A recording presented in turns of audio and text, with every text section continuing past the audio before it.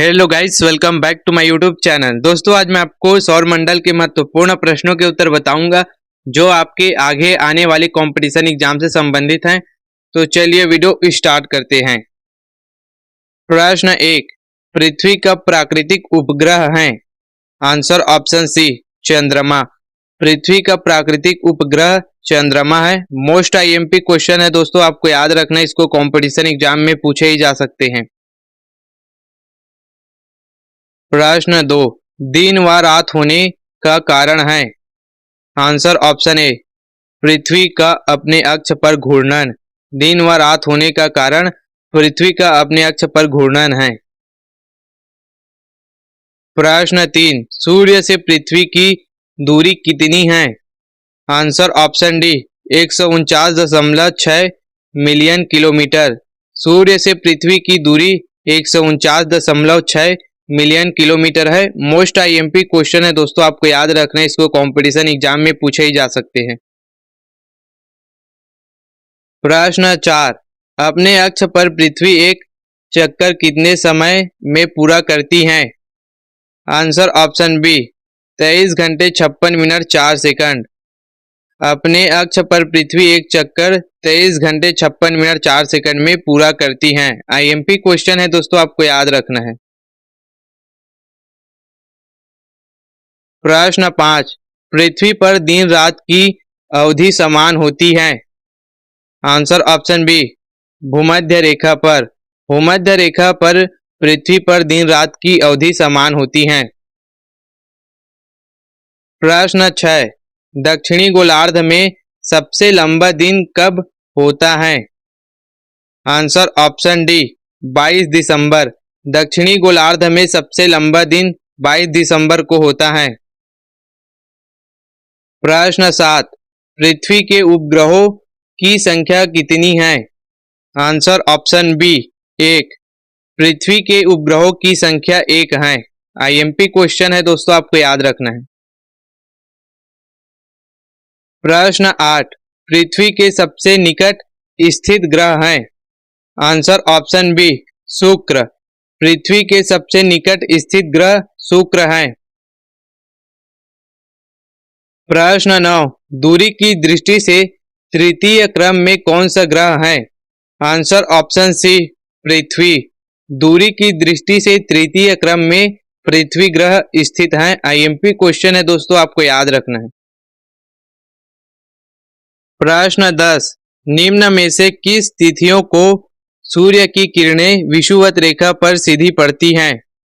Answer option D, B एवं सी दोनों। 21 मार्च 23 सितंबर। इस तिथि को सूर्य की किरणें विषुवत रेखा पर सीधी पड़ती हैं। प्रश्न 11, निम्नलिखित में से कौन सा तारा पृथ्वी के सर्वाधिक समीप है? आंसर ऑप्शन सी, सूर्य। सूर्य पृथ्वी के सर्वाधिक समीप है। प्रश्न 12, जब दिन रात की अवधि बराबर होती है तो सूर्य की किरणें सीधी पड़ती हैं? आंसर ऑप्शन बी, भूमध्य रेखा पर। जब दिन रात की अवधि समान होती है तो सूर्य की किरणें सीधे भूमध्य रेखा पर पड़ती हैं। प्रश्न 13, पृथ्वी की परिधि लगभग कितनी है? Answer option D, 40,032 kilometre. पृथ्वी की परिधि लगभग 40,032 किलोमीटर है। प्रश्न 14, किस तिथि को उत्तरी गोलार्ध में सबसे लंबा दिन होता है?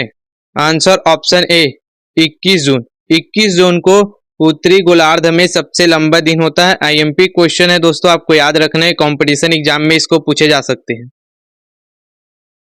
प्रश्न 15, ध्रुवों पर दिन की अवधि कितनी होती है?